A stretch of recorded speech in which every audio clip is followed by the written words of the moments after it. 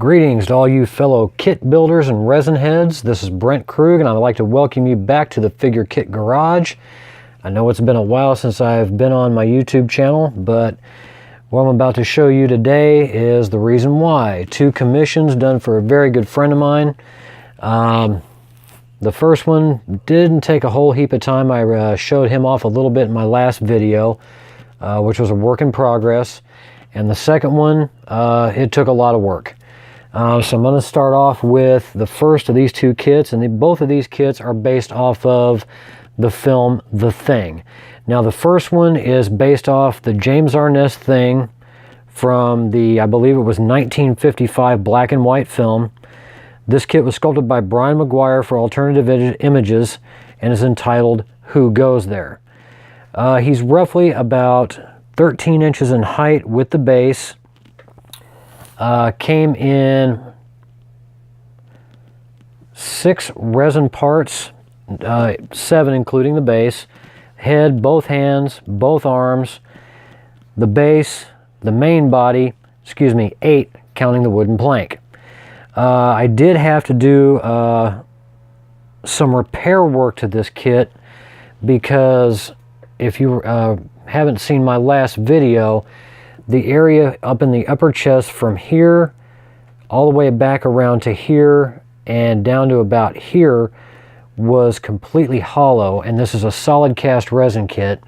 I'm not sure what happened during the casting process, but he wound up not being as solid as he should have been. And as well, there was an area right here in the lower middle abdomen area all the way back around halfway around the back and up to about here, which was hollow as well, that I had to do a lot of repair work on, filling in with 2-part clear casting resin and backfilling with Magic Sculpt and getting it all sculpted out and evened up. Was a fairly fun kit to build despite the small problems I had with this kit. Per the client's request, I did the skin tone in a green with a lot of red and bluish green washes to make the skin stand out. He also wanted the outfit to be in a bluish tone, so I took a denim blue, mixed it with a little bit of black, and used a slightly lighter tone to bring out all the highlights, doing the nails in a yellowish brown, make them really stand out and look good, with all the damaged areas of his outfit being done in silver, kind of a little throwback to the 50s and 60s films where their space outfits look like silver tinfoil. The eyes were done in a very creepy yellow color, which I think he's going to be really satisfied with. Not too bad of a kit overall, and I'll pull back. Full-on view of this kit. Pretty simple base, look like the wood flooring of the Arctic Research Station where they were housed. Lots of washes, lots of dry brushing to get that done. Came out really good. I'm really pleased with this one. Turn him around. Now the wood plank that he comes with is just sitting up in his hand. There's a hole drilled in it with a pin to match up with his the palm of his hand, and all the client will have to do is glue that in because I don't want that to fall off during shipping, so I'm just going to give it to him separately and he'll be able to just glue it on and it'll be good to go. Now a few of the pink veins on the side and on the back of his head had to be completely resculpted because they were missing in parts. So I had to take some Magic Sculpt and recreate that as best I could. It came out pretty good. I'm really satisfied with it. I need a little bit on the dusty side. Get him dusted off and ready to go home. Yeah, it looks really, really sharp. I'm really happy with this. This is the same gentleman that I did a Blackheart wall hanger for of The Thing from Another World, the deluxe version. The only difference between that one and this one is the lip color.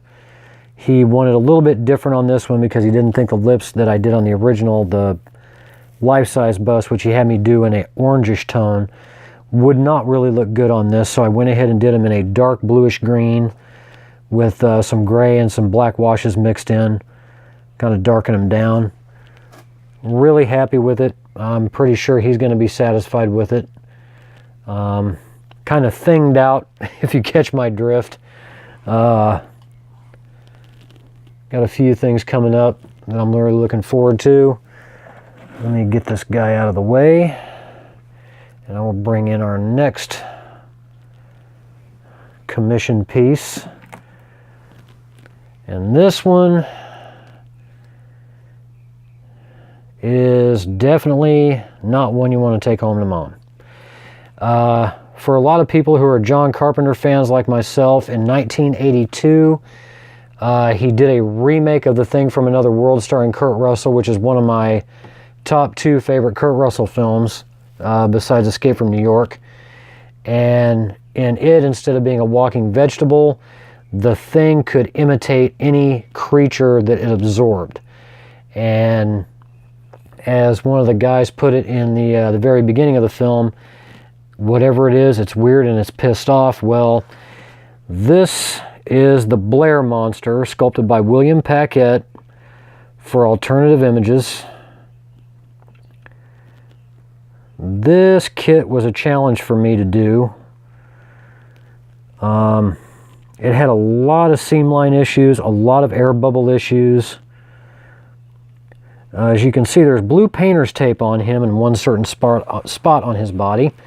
That is because Mr. Paquette decided to sculpt the male anatomy on it a little too well, so I don't want to get any grief from YouTube for male sexual organs being in plain view on this kit. Believe me, it was more of a shock to me than you realize when I unboxed this thing and started looking at it. And the mouth, the side of the head, I had to do a lot of reconstruction on it because I don't know what happened during the casting process, but the head, the mouth itself just did not line up properly. So I had to literally do some reconstructive surgery on this poor thing.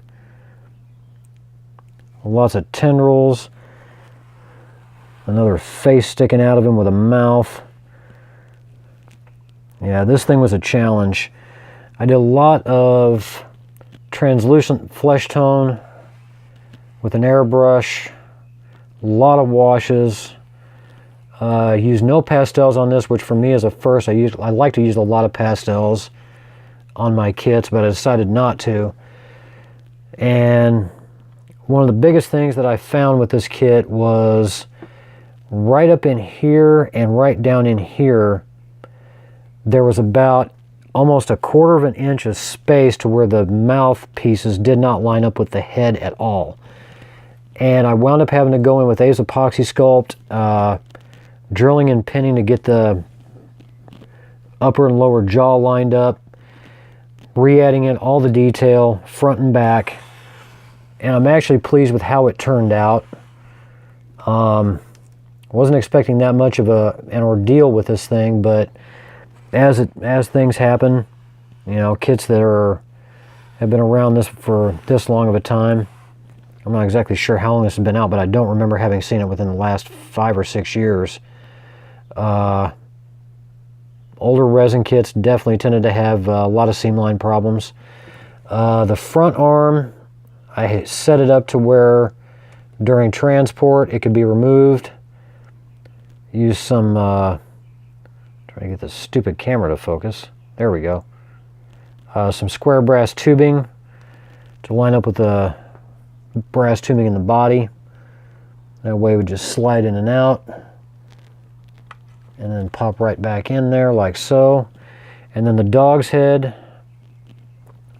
has a neodymium magnet installed in the end of the neck as well as in the main part of the body, so it just quite literally sits right on there.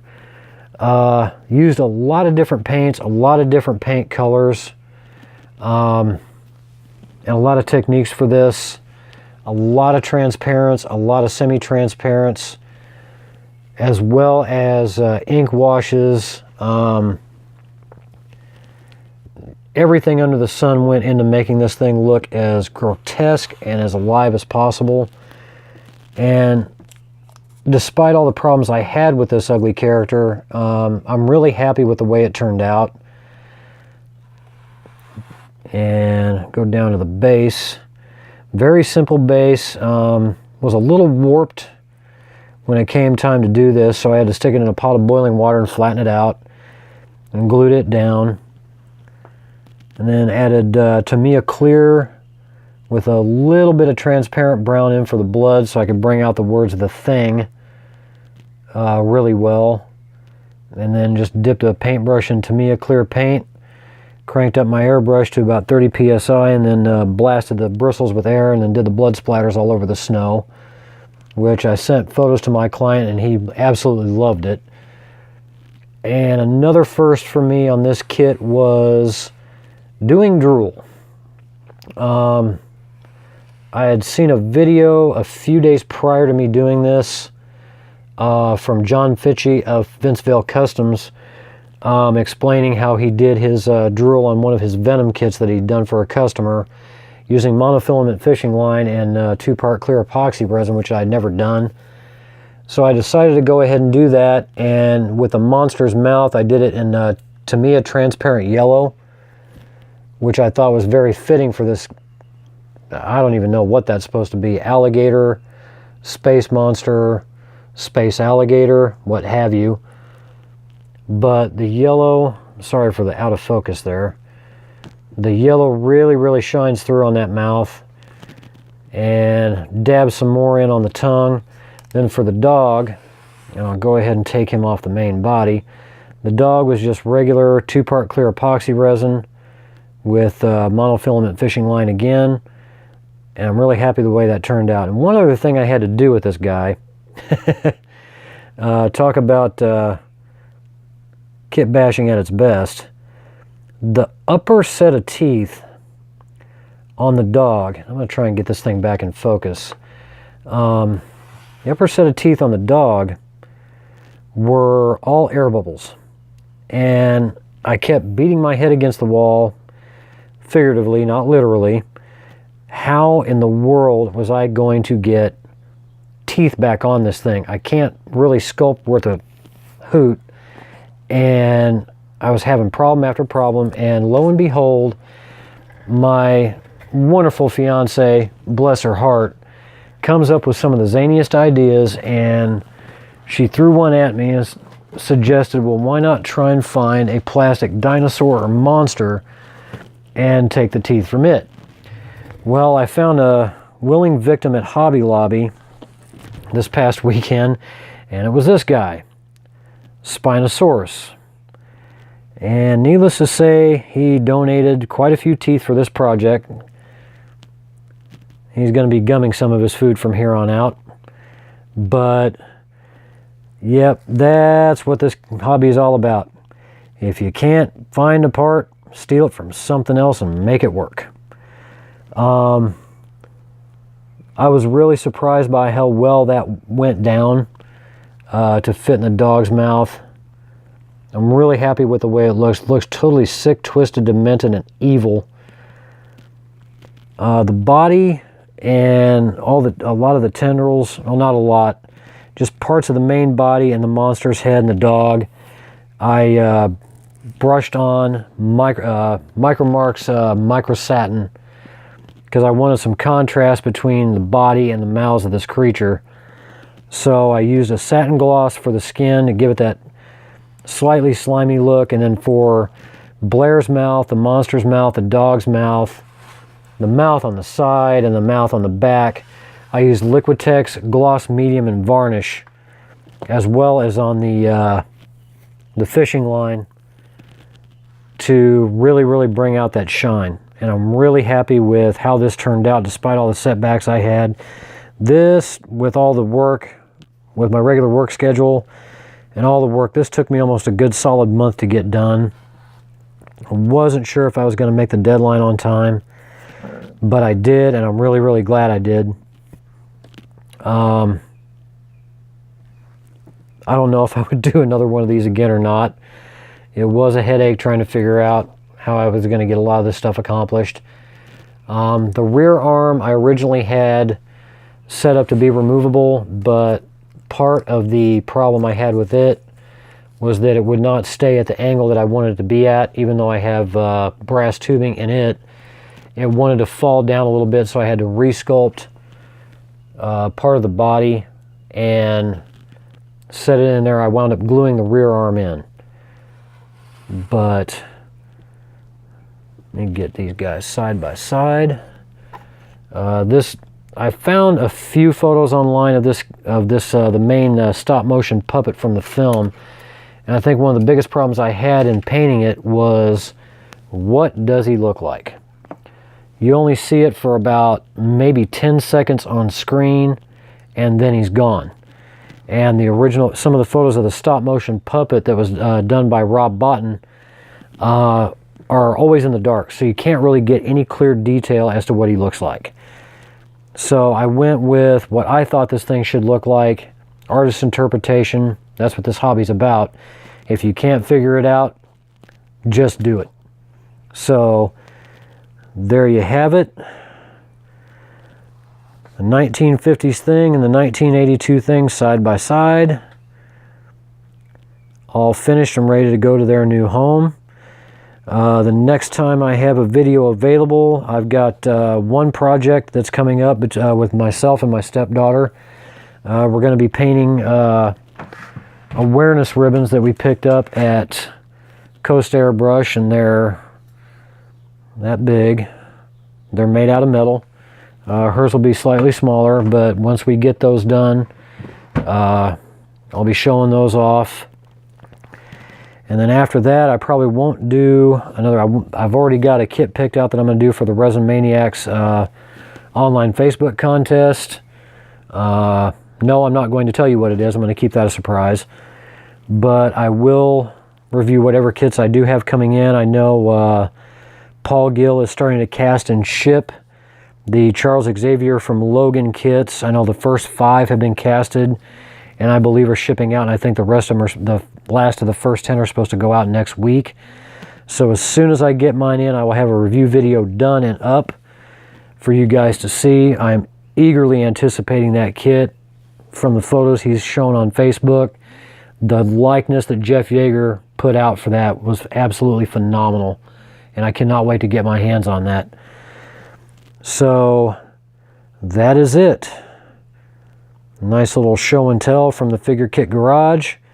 Once again, if you have any questions, comments, leave them in the comment section below. Have a good night, everybody. Build a kit.